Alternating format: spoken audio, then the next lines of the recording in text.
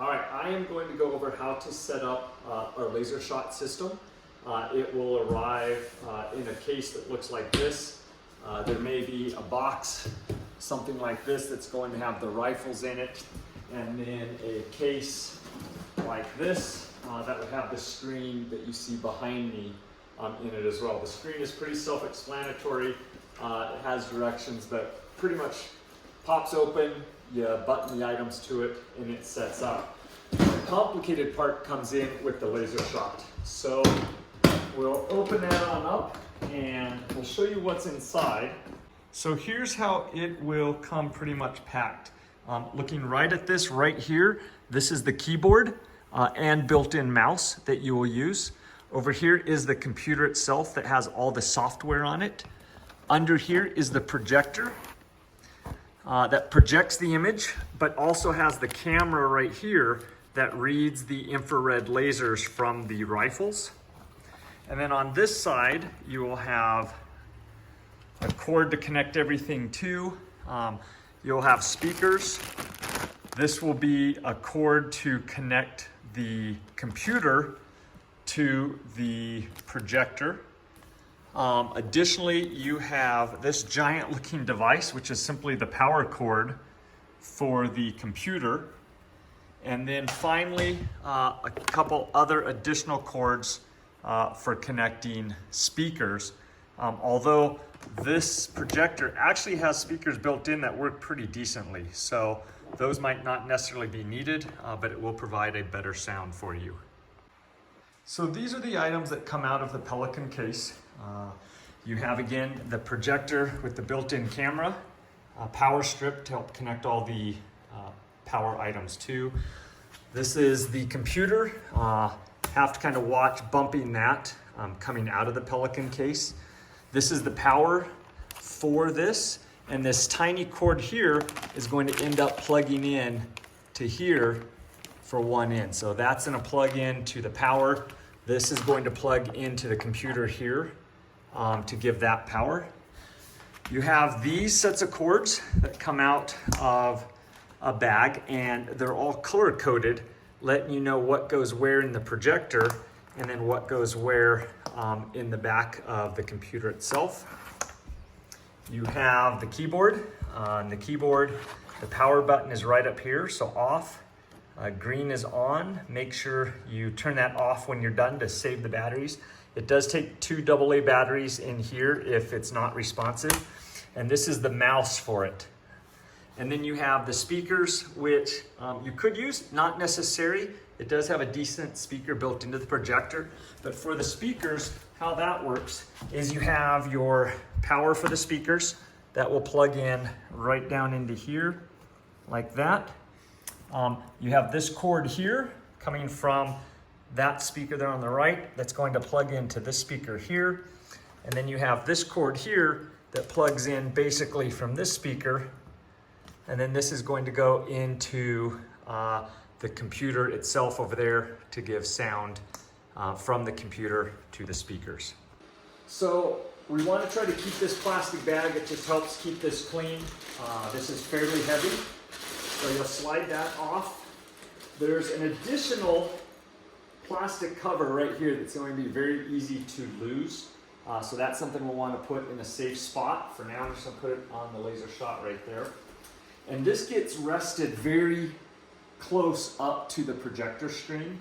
There are some basic directions on here on what to do. But for this screen that I have behind me, a box about this size works really well.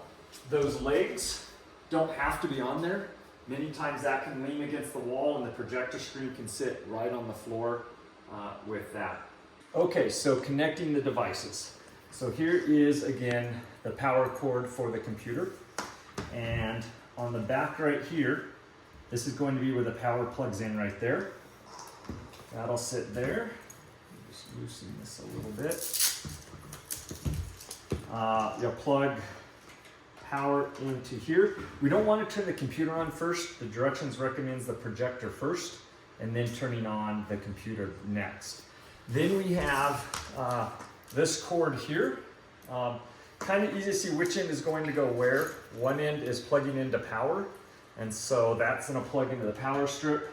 The opposite end over here is going to plug into the projector. So this is all the projector connections. So plugging that in, being careful not to touch the lenses on the projector. So number 3 matches with 3. This yellow one here, number 4, is going to go into number 4 right here. That seems a little flimsy, so just be careful plugging that and unplugging that. That is the recognition for the gun.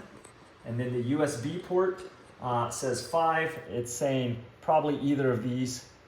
I like to plug it into the one here on the left. Once that's plugged in, these other 2 here are marked. One of these is just going to go into what I find is any of the USB ports. There's 4 of them on the back. And then number 5 is basically going to go into the HDMI. It's not coded there, but it's the only spot it will go into there. So once those are all connected, the power is right up here. It's a little circle with a line on it. You'll hit that line. Now this is projecting towards us, so that realistically would be turned this direction here.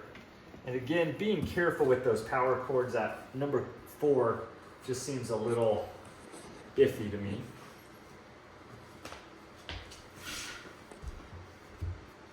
And then from this point, it's all going to be controlled by this device here. There's a little setup that we'll have to do. I'll have to kind of move this back once this comes on. I might have to angle this. There's some focusing mechanisms up on top up here that we can focus right here. And then once it's recognizing and the computer kind of comes on, hopefully it'll pick it up and take us to just the home screen and walk us through what we need to do for that. Speakers, I'm not going to plug the speakers in, but those, again, would plug right in here on the front. They would just plug right in here. I think it shows a headphone jack, and the speakers would plug in there, and you just plug the speaker into the outlet as well. All right, so at this point, you would want to turn on the power. The power on the computer is right here. You'll just hit it, it'll light up blue. And then I'll just kind of set that down flat and kind of out of the way. Usually I'll have a table set up. The distance it recommends from the screen to the gun is 12 feet. And they're saying that's pretty important to kind of maybe measure that off for the infrared to work and work accurately with that. All right, so at this point you can see the screen's off a little bit. Usually the corner's kind of right here. So then it might be we're just kind of pulling this back a little bit, straightening it out. It's going to come up to this part here. Now, the first time I turned it on originally, it came through a whole setting feature. So I think it's highly recommended maybe you go through and just double check the lighting is right. Based on the amount of light, this will start picking up with that camera and finding shots. So you'll turn this on. You'll go up here to settings, right up here in the top left, and then just hit the mouse click button. And it'll come up with adjust tracking, tracking options. You'll go to adjust tracking. And it'll take you through, usually that quick setup is pretty good. The zero firearm is if the gun seems to be shooting too far left, right, top, or bottom. So I'm going to click on quick setup. And then it walks you through. And this is really important, I think, for setup where you're at. It'll kind of walk through, press the flip button if this seems upside down in here. And you can see, I can see range written right up there, so that's that part. It is fine. So I'm going to scroll my mouse over to this corner over here that says next. And it walks me right on through. Now at this point, it has to make sure it can see the corner right here of the black and the white, the corner right there of the black and the white, the corner and the corner. If it can't see those corners, then it's not going to be able to recognize what it's doing. At this point, we're going to turn on the infrared filter, and it's going to block this out. It's now really turning on the camera feature. So I'm going to click turn on IR filter, and you can see that goes to black. The camera's working, it's just picking up on the infrared, which is kind of like your TV remote. Then I go over to next, and I'm going to click next. At this point, it might come up and you might start hearing a whole bunch of shots. That's because it's too bright in here and it's picking up something. Usually the range it comes with is around 165, works in many situations. If you're getting too many bullets and you're not even shooting the gun, you're gonna click the minus sign. If you if you shoot at this and nothing's happening, you're gonna adjust the detection there. So then the infrared rifles come in here. These are $350 a rifle, and they're not very fancy, but it's the technology that's just in this part here. I'm gonna turn the lights on real fast, but you'll see that this laser shot will probably detect my lights. And that's where, as it recognizes that lights, we might have to go up or down. It's not continuing to shoot. Sometimes it'll be shooting 40 or 50 bullets in 10 seconds, and that's where you would need to kind of adjust that down. I'm gonna leave the light on for a second. Couple things with this. There's a part that'll walk you through if you need to adjust this, if this gets off a little bit. In the top of here, behind here, I have taped the little tool that you would insert in either left, bottom, right, or top to move that left, right, top, or bottom. And we'll walk through that at that point. All right, so at this point, I'm gonna turn my lights back off. And you can see it's kind of making, but you should be able to shoot. And as I shoot this gun, it should recognize that. You'll know it's off, and I'm just going to adjust this again. If I go over and start adding plus on here, sometimes when I'll start shooting, it might start giving me lots of bullets, and right now it's not, so that's good. All right, well, I have good lighting in here. This is pretty sensitive to light, depending on what ring you're doing it in. I'm gonna keep it around that 160 zone. If it goes too low, it won't recognize it at all. And at that point, you would be probably shooting, it's still working, so we're good. But it goes, I think, from 0 to 300, something like that. But they say around the 160s is pretty good with that. So once we're to that point and we shoot the gun again from 12 feet, so I'm gonna go behind the camera here. Here's my 12-foot zone. It's working perfectly every time I pull that trigger. Then I'm going to go down to next again in the bottom right corner. And now it's going to calibrate itself. And this is going to throw a bunch of light on there. They don't want you to walk in front. It's picking up reflections off the walls. It's picking up reflections off the floor. I'm going to hit next. And this is where I tell everyone, don't walk around it, don't walk beside it.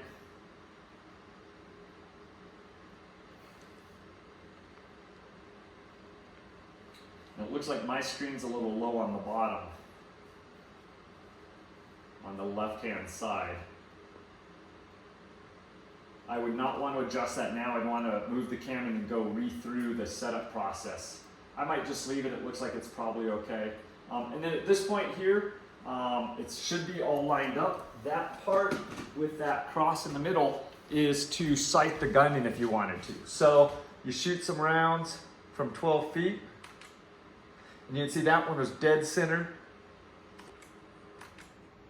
Little low, dead center. I just set these guns up yesterday. But what happens is if the gun is really off, and I don't know why it would be for a reason, but if it's really off, you click this alignment guide down here, and the alignment guide will walk you through exactly how to do that. You loosen one side, tighten the other, and it pushes that laser over. And it's a small turn. We're talking, you know, moving it a 1/16 of a turn is going to move that laser over an inch. So it's tiny, tiny little increments. Once I'm done with this, I'm going to hit the back button. That takes me right back to my normal screen. Once it's sighted in, you hit next, and then it's ready. Now I have to hit start shooting. If I don't go through this process, the camera and everything will not work. Now into here. At this point, the guns should be able to be the mouse. This is also the mouse here if I wanted to control it with the click of a mouse on that. A couple other things just to know is if you go into a game and it loads, to get out of a game, And that's just the speaker on the projector, pretty good. It's the escape key right here. So if I hit the escape key, it's gonna take me back at any time. And so that's pretty important to kind of have. And that's pretty much how it works there. For the final part, once you're all done experiencing the laser shot, you want to shut it down properly. So you come over here to the home button. Sorry, not the home button. You go over to the X button over here in the top right-hand corner. Hit that one. Exit to Windows or shut down. At this point, we would just shut it down and it's going to take everything just right back where it needs to go. To turn off the projector, you would come over here and hit that power button. You'll hit it once and it'll say, and you hit it twice, power off, and I hit it again, and now that projector is shutting down. We want to make sure that they're nice and cool. This puts out a ton of heat on it. We want to make sure it's nice and cool before we put it back in that padded case and try to put the bag back around it just to protect it. And then don't forget to put on that little plastic device that goes over the camera.